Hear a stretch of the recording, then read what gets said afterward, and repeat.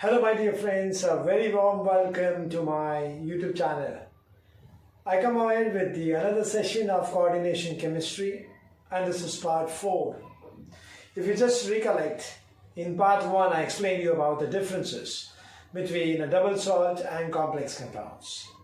In part 2 we discussed about the basic terminologies involved in coordination chemistry. In part 3 we discussed about the different types of ligands, or what we call it as classification of ligands. And now here, my dear friends, we are in part 4.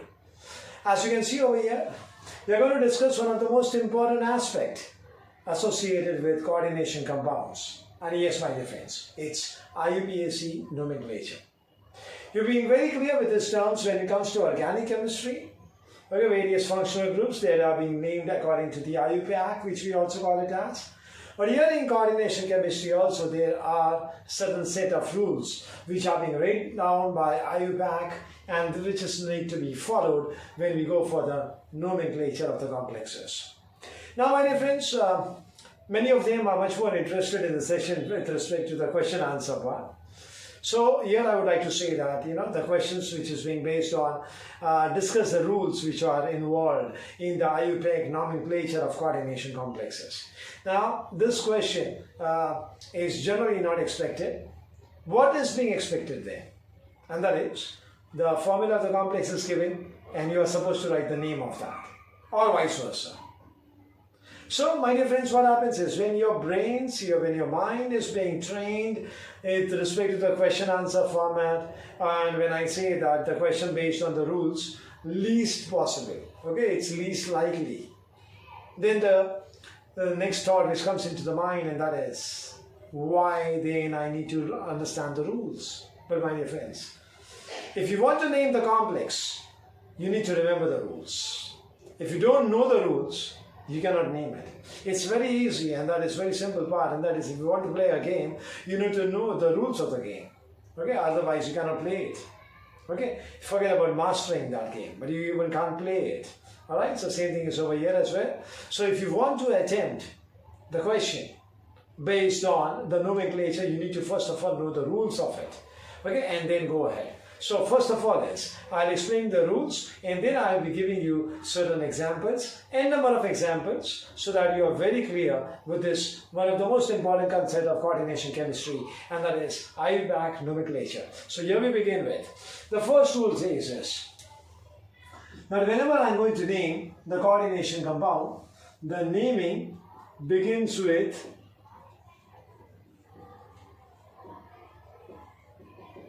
positive followed by negative. Now what does this mean? Now if at all you have gone through my previous videos, I told you, and that is that when I talk about a complex compound, it's being made up of two types of spheres. One of them is always there and that's called as an inner sphere. Okay, and many times it's going to be a counter ion which is being present outside this inner sphere, and that's called as outer sphere. Alright, so that inner sphere is also called as a coordination sphere. So when you talk about a complex compound, where it's overall it's going to be neutral, it is made up of a positive part as well as a negative part. So if it is being made up of two parts, positive as well as negative, so first we are always going to be writing begins with the positive part and then it is followed by what? The negative part. I give you some examples so that it becomes very clear to you. The example is, if I write down CuNH3,4, okay, this is the inner sphere, Cl3. Now chlorine is negative, so obviously the coordination sphere is going to be positive. So this is, I call it as an inner sphere, and this is, I call it as a coordination sphere. So the naming has to be done first of this, the inner sphere, followed by what? The coordination sphere. Or we call it as the outer sphere. I'm very sorry, I don't call this as a coordination sphere, I call this as a outer sphere, which is made up of a counter ion. Okay, so this is inner sphere and outer sphere. So inner sphere, we say it is going to be named first, and after the naming is being done, we then go for the naming of the outer sphere. Next part is, if I give you another example, that is K4FeCN6. So your potassium is positive, so common sense, because it's a counter ion, so the coordination sphere is negative. Just as here chlorine is negative, so the coordination sphere or the inner sphere is positive. So here what we have to say is this is going to be the first name, this is an outer sphere, and this is going to be named first, and followed by this coordination sphere, or what we call it as inner sphere, is being named later on. Here the outer sphere is being named later on. Alright, so here one thing is to be very much clear in mind. कई बार क्या होता है दोस्तों, ऐसा लगता है कि जब कोऑर्डिनेशन स्फीयर है तो ऑब्वियसली वो कॉम्प्लेक्स कंपाउंड के लिए जिम्मेदार है, तो उसको हमेशा पहले नेम करना है. नहीं, ऐसा नहीं है दोस्तों. इट ऑल डिपेंड्स कि वो पॉजिटिव है या नेगेटिव है. हमेशा शुरुआत पॉजिटिविटी से करनी है, ये आप भी अच्छे से जानते हो. ओके, तो वो पूरा काम बहुत सफलतापूर्वक खत्म होता है. तो यहाँ पर भी वही याद रखिएगा, शुरुआत पॉजिटिविटी से होगी. सो पहले स्फीयर देखना है हमें, इनर स्फीयर और आउटर स्फीयर देखना है आपको. ओके, और जिसमें से जो पॉजिटिव होगा उसका नामकरण, नोमेनक्लेचर पहले होगा, followed by the negative one. इसलिए मैंने यहाँ पे दोनों एग्जांपल दे दिए, तो आपको एक कंसेप्ट बहुत क्लियर हो जाएगा. ये पहला एग्जांपल है जहाँ पर मैंने कोऑर्डिनेशन स्फीयर पॉजिटिव बताया है और जो आउटर स्फीयर है वो नेगेटिव बताया है. तो फिर मैंने वहाँ पे लिख दिया है कि यहाँ पे द इनर स्फीयर और the coordination sphere is name first. Okay, लेकिन अगर वही रूल इधर फॉलो करेंगे तो वो नहीं चलेगा.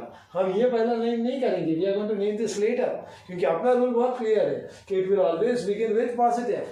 तो यहाँ पर the outer sphere is positive, इसलिए पहले हम लोग आउटर स्फीयर से शुरू करेंगे और फिर हम लोग जाएंगे किधर, इनर स्फीयर में, in this particular case. Okay, so I hope you have understood this first point very well. Okay, next thing is, now those who have gone through the previous videos of mine जहाँ पर मैंने part 2 में basic terminologies बताया था, so there I'd explained you about coordination compounds, there I'd explained you about coordination sphere. Okay, so coordination sphere is one of the most integral part of coordination compounds, without which I cannot call it as a coordination compound. What is a coordination sphere made up of?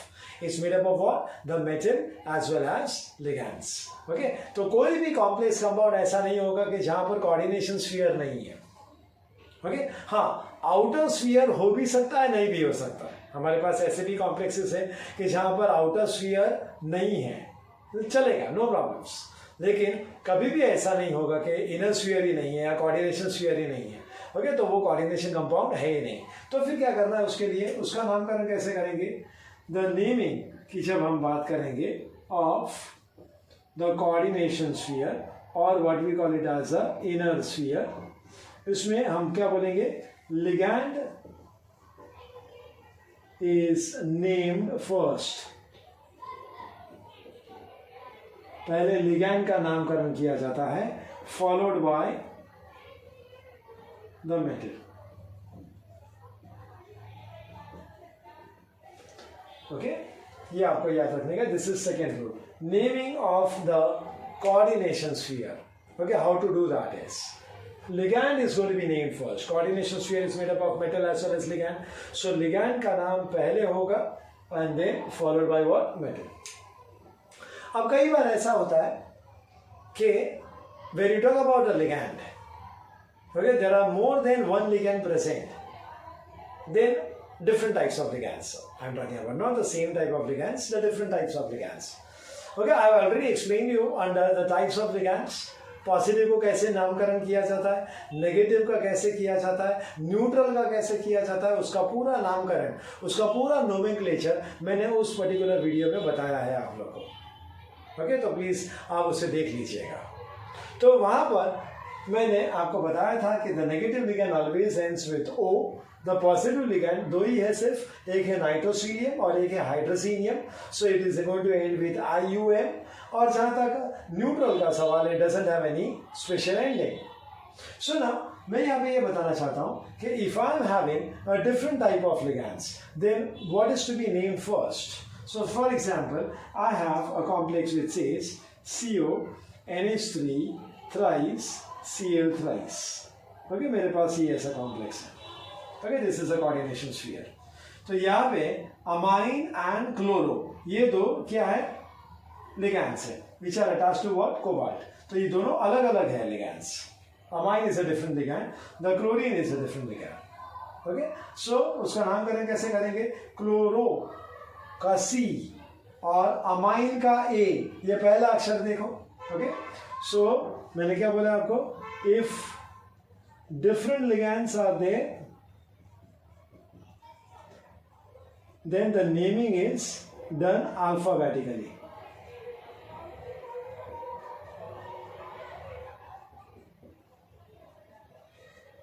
अभी कैसे करेंगे उसका नाम? Alphabetically. So that means हम पहले क्या लिखेंगे? Amine. Do you remember the spelling also? I told you, double M है यहाँ पे. So it is amine. और फिर आएगा क्या? क्लोरो. ओके, और यहाँ पे 3 है. So we are going to write it down as triamine and then we are going to write down trichloro. Okay, A पहला आएगा, सी बाद में आएगा. तो आपको है ना ये ए और सी देखने का है. You are not going to see the prefix. अब वो प्रीफिक्स क्या होता है वो भी मैं आपको बताऊंगा, लेकिन जो प्रीफिक्स होता है, जो पहले हम लोग जो यूज करेंगे, ओके, वो उसका अल्फाबेट नहीं कंसीडर करना है. हमें तो सिर्फ वो लिगैंड का जो नाम है वो कंसीडर करना है और उसके हिसाब से अल्फाबेटिकली ऑर्डर करना है उसको. Okay, so I hope you have understood this. So once again I repeat, यहाँ पर मेरे पास अगर NH3 है, okay, this is being called as amine. ये क्लोरो है, so it is going to be starting with C. This is starting with A. तो obviously A पहले आएगा और C बाद में आएगा. तो obviously we are going to consider first is amine and then followed by chloro. कभी कभी क्या होता है, पहला अल्फाबेट सेम है, तो फिर you have to go for the second alphabet. Okay, जैसे कि for example, if I am going to say CO NH3 thrice, H2O thrice, and 3 plus. ये दो अलग अलग लिगैंड है. Amine and aquo is different. तो अमाइन का A, एक्वो का ए सेम है. तो फिर सेकेंड पे जाओ. सेकेंड अल्फाबेट क्या है? अमाइन का एम है और एक्वा का क्या है? क्यू. तो आपको मालूम है अल्फाबेटिकली पहले अमाइन का एम आएगा और फिर एक्वो का क्यू आएगा. Are you understanding this? तो इस तरीके से इसका नाम क्या करेंगे हम लोग? क्या लिखेंगे? ट्राई अमाइन, ट्राई एक्वो या aqua. Tri amine, tri aqua. Okay, ऐसे लिखेंगे हम लोग. क्लियर हुआ? तो if the first alphabet is matching then you go for the second one. So यहाँ पर एम और क्यू कंपेयर करने का है और आपको मालूम है LMNOQ. So obviously पहले M आएगा और फिर Q आएगा. Okay, so just have a look at these two rules before we go into the third rule.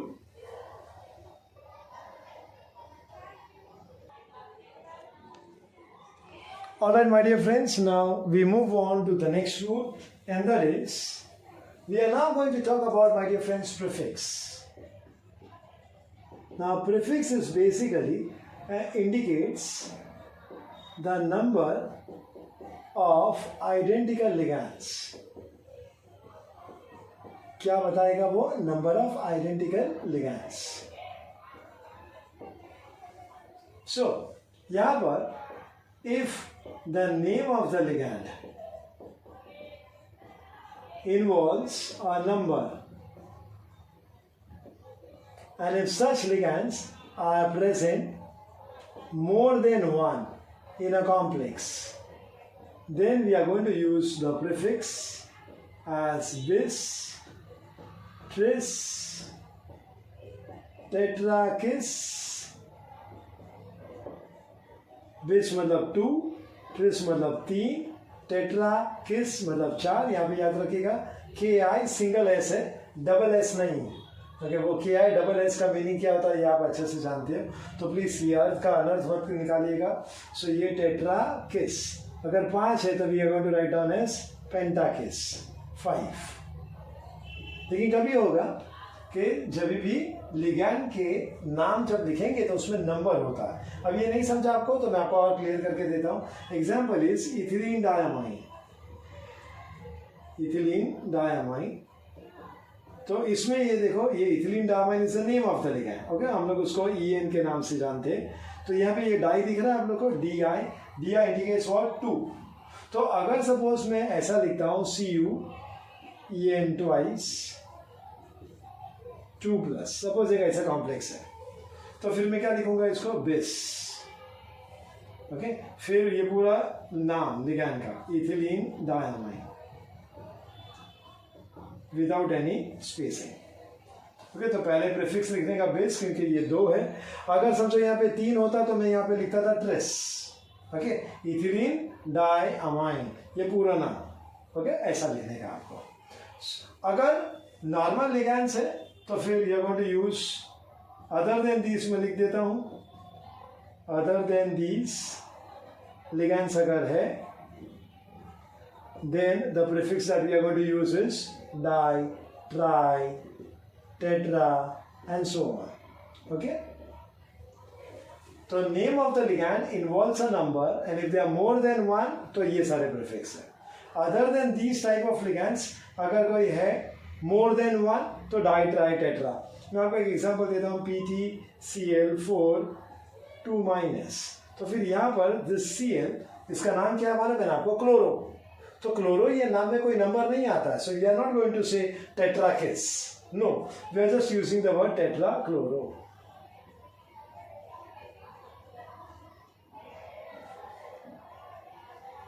Okay, this is what we are going to consider. और इससे पहले वाले rule में तो मैंने बताया था आपको कि प्रीफिक्स का जो अल्फाबेट है वो हम कंसीडर नहीं करते हैं when we have different ligands and we have to arrange it alphabetically. वो तो अल्फाबेट कौन सा देखा जाता है? Only with respect to the name of the ligands, not the prefix. So ये आपको शायद समझ में आ गया होगा कि मैं यहाँ पे 2 प्रकार के लिगैंड्स की बात कर रहा हूँ। The first type is when I right down the name of the ligand it involves a number. So when it is going to involve a number, and if such ligands are going to be more than 1, then we are going to call this as base, tris, tetrakis, pentakis and so on. And for all the other ligands, if they are present more than 1, so then I'm just going to call this as di, tri, tetra and so on. Okay, so please have a look at this particular rule along with the example so that you understand this very well.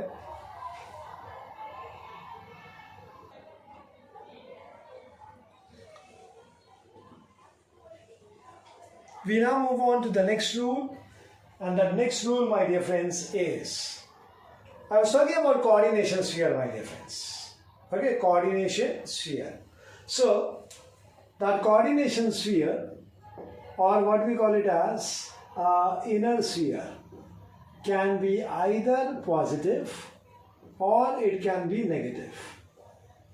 Okay, a coordination sphere is made up of what? Metal as well as ligands. Ligands का naming कैसे किया जाता है उसका तो पूरा detail मैंने आपको बता दिया। अब बात करेंगे मेटल्स के बारे में। अगर suppose coordination sphere is positive, then the metal will have its usual name. Okay, उसका जो यूजुअल नेम है उसके हिसाब से वो लिखा जाएगा। लेकिन अगर coordination sphere is negative, then the name of the metal ends with 8। किससे एंड होगा? 8। जैसे नेगेटिव लिगैंड के बारे में मैंने बोला था ना, it ends with O, the neutral ligand ends with no special ending, and with positive it is going to end with IUM। ऐसे यहाँ पर the name of the metal ends with 8, लेकिन condition apply by dear friends कभी होगा? जब coordination sphere negative होगा, तो उसके अंदर का जो मेटल होगा उसका नाम ATE से एंड होगा। मैं आपको कुछ एग्जांपल देता हूं so it becomes very clear to you. अगर समझो निकल है तो we are going to write it down as nickel 8। Okay, if it is Ni। अगर कोबाल्ट है तो I am going to write it down as cobalt 8, that is CO, capital C small o। Okay, अगर gold है तो गोल्डेड मत लिखना please. Okay, उसका Latin name is aurum, so we are going to call it as aurate, so that is AU. Okay, अगर tin है तो don't call it as tinate, call it as stannate. Okay, because उसका Latin name is stannum. आई बात समझ में? Are you understanding all this? Okay, अगर aluminium है तो you're going to write it down as aluminate. That is AL.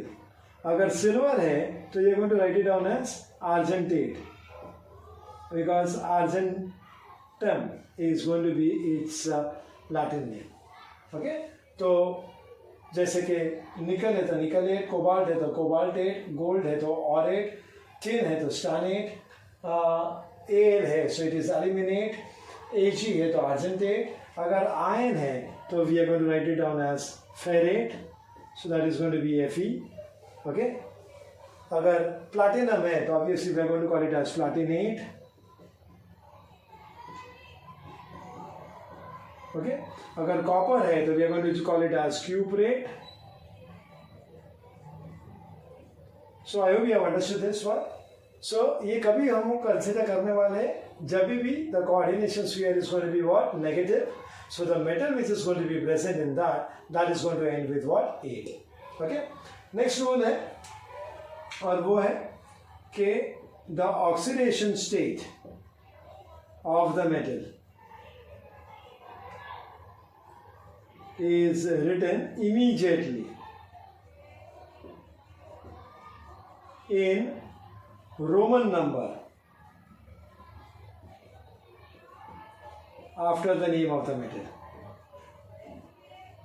अभी जब हम मेटल का नाम की बात करेंगे तो अभी मैंने जैसे बताया अगर coordination sphere is going to be positive then normal usual name जो लिखते हैं वो तो उसके तुरंत बाद हमें लिखने का है सो immediately in Roman number also I will write it down is in a round bracket. इनकी एक और ब्रैकेट होता है वो होता है स्क्वायर ब्रैकेट, लेकिन दोस्तों वो तो है कोऑर्डिनेशन स्फीयर. ओके, तो यहाँ पर हमें राउंड ब्रैकेट में लिखने का है रोमन नंबर में तुरंत immediately after the name of the metal. So I give you some examples. अगर बहुत लोगों को रोमन नंबर नहीं आता है, इंग्लिश नंबर आता है लेकिन रोमन नंबर नहीं आता है, तो मैं आपको बता देना चाहूँगा ये 1 है तो हम ऐसा लिखेंगे, अगर 2 है तो we are going to write on this way, 3 4. Okay, और सब जगह है ना कैसे करेंगे हम लोग. Okay, I just write it on this way. ये पूरा सर्कल बनाता हूँ मैं इसमें so you can identify this. Okay, तो ये ऐसा होता है राउंड ब्रैकेट. ओके, अगर 5 है तो हम ऐसे लिखेंगे 5. अगर समझो 6 है तो we are going to write it down like this 6. Okay, अगर 7 है तो we are going to write down like this. Okay, अगर 8 है तो we are going to write down like this. Okay, 8 से ज़्यादा नहीं होता है ऑक्सीडेशन स्टेट, उतना याद रखेगा. ऑस्मियम टेट्रॉक्साइड अगर आपको मालूम है OSO4 तो वहाँ पर ऑस्मियम का charge is going to be +8. So these are the maximum ones which you can get. So in case you know only the English number, you don't know the Roman number, तो ये मैंने आपको करके दिया है. Okay, तो उस Roman number आपको तुरंत लिखने का. ये क्या हो गया, चार्ज है, ऑक्सीडेशन स्टेट है. अभी देखिए दोस्तों, जब भी हम चार्ज की बात करते हैं और वो भी मेटल के चार्ज की बात करेंगे तो वो हमेशा पॉजिटिव ही होने वाला है. नेगेटिवली चार्ज मेटल कभी सुना है कि आप लोगों ने? सुनना भी मत, क्योंकि नहीं होता है. Okay, so it is we are not going to write down that positive. Okay, हमें तो सिर्फ ब्रैकेट में सिर्फ नंबर लिखने का है, दैट्स इट, नथिंग एल्स. और वो भी according to this nomenclature we are going to write it down in what, Roman number. So here it is. Okay, so ये था about the naming of the metal with respect to the coordination sphere. If it is positive, so its usual name. If it is negative, then it ends with 8, and then immediately after the name we are going to write down its oxidation state in a round bracket in a Roman number, and the Roman numbers are there in front of you. So I hope you have understood up to this very well. Okay, my dear friends, we go into the next rule, and that is that if I'm having, say, a geometrical isomers, so geometrical isomers is all with respect to the arrangement of the ligands with respect to each other. So अगर identical ligands are on the same side तो हम उसको cis बोलेंगे, और अगर opposite side में तो trans. So इस तरीके से cis और trans has to be mentioned. Okay, इस तरीके से मेंशन करना पड़ेगा. नेक्स्ट थिंग इज कि अगर ऑप्टिकल आइसोमर्स है, ऑप्टिकल आइसोमर्स आपको मालूम है that is they are going to be having optically active compounds. Optically active मतलब having an ability to rotate the plane और plane polarise right either to the right और to the left. और उस हिसाब से हम डेक्स्ट्रो और लेवो की बात करेंगे. सो दैट मीन्स डेक्स्ट्रो है तो ऐसा D लिखेंगे आप, और अगर लेवो है तो आप उसको L ऐसा लिखेंगे. So this has to be mentioned. Okay, ये आप याद रखिएगा. This is in terms of geometrical isomers as well as optical isomers. Next part है दोस्तों, एंड दैट इज कि जब हम ब्रिजिंग लिगैंड्स की बात करेंगे, when we talk about bridging ligands. Now what do you mean by bridging ligands? ये तो मैंने आपको बताया था कि we are talking about a ligand which is being attached to the separate metals. Okay, तो क्या कि वो मेटल को वो कनेक्ट करेगा, तो उसको हम ब्रिजिंग लिगैंड बोलेंगे. सो हम जब ब्रिजिंग लिगैंड्स की बात करते हैं, they are separated by the rest of them by means of a hyphen. Okay, when you talk about a hyphen मतलब ऐसा dash, and they are represented as mu. ऐसा मैं आपको एग्जांपल दे देता हूं तो वो बहुत क्लियर हो जाएगा आपको. Suppose I am writing there here over here En twice CO. Okay, I got NH2 CO. यहाँ पर O मैं छोटा लिख देता हूँ so that you are very clear. यहाँ पर है सपोज OH और यहाँ पर है En twice.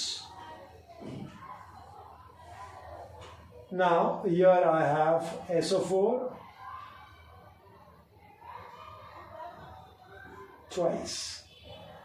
Okay, ऐसा कॉम्प्लेक्स है. So now I got ethylene diamine, I got NH2, I got OH. So पहले तो क्या करना है आपको, जो टर्मिनल लिगैंड्स है मतलब नॉन ब्रिजिंग लिगैंड्स है उसको आपको नेमिंग करना है, और फिर ब्रिजिंग लिगैंड्स को नेमिंग करना है. Okay, non bridging and then bridging. Okay, तो नॉन ब्रिजिंग में हम क्या लिखेंगे, टेट्राकेस, इथिलीन डायमाइन.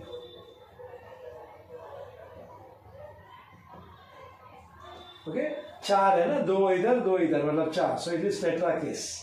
अभी क्या करना है, now we are going to go for what, the bridging. तो उसको सेपरेट किया गया है by means of an hyphen, mu hyphen. क्या लिखेंगे आप इसको, ये है amine, this is called as a amido complex, this is called as a hydroxo complex. तो यहाँ पे अमीडो आएगा, म्यू अमीडो, वापस हाइफन, म्यू हाइड्रोक्सो, वापस hyphen, and then you are going to write it down as di cobalt.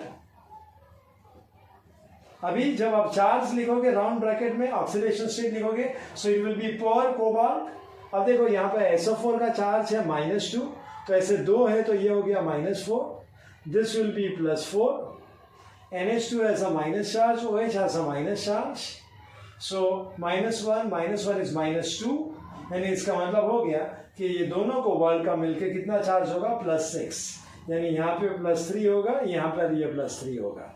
So +3 and +3 is +6, -1 is +5, -1 is +4. तो ये देखो +4 आ गया. लेकिन आपको जो चार्ज लिखने का वो 6 नहीं लिखने का, आपको क्या लिखने का, पर कोबाल्ट मतलब वो है 3. ओके, और इधर फिर लिखने का आपको sulphate. Okay, you are not going to write down sulfate, oh my dear friends, because यहाँ पे sulfate is where in the outer sphere. So outer sphere में तो वो लिगैंड की तरह काम नहीं करने वाला है. अगर वो लिगैंड की तरह काम करेगा तो ही उसको हम O से एंड करेंगे. Okay, so don't write down sulfate.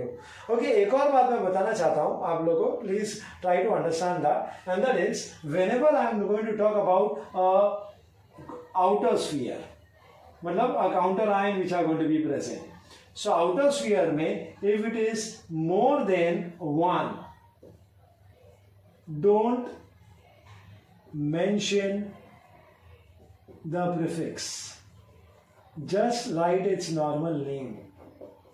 Don't mention the prefix. मतलब देखो यहाँ पर आउटर स्फीयर में कौन है, सल्फेट है, और कितना है, 2 है, तो हम उसको डाई सल्फेट नहीं लिखेंगे. No need to use the prefix, simply you are going to say as what, sulphate.